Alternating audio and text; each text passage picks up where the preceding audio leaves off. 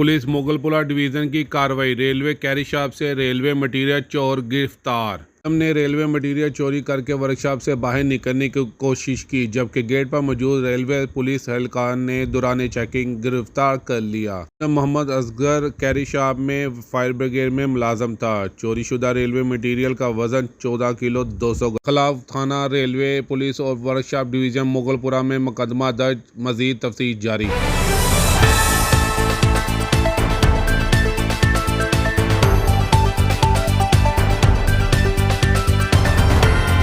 Police कार्रवाई। Railway police की सक्खर में कार्रवाई। रेलवे सक्खर में बतौर ट्राली मैन मुलाजम है। मुलजम के खिलाफ थाना रेलवे पुलिस सक्खर में मुकदमा दर्ज। मजीद तफ्तीश जारी।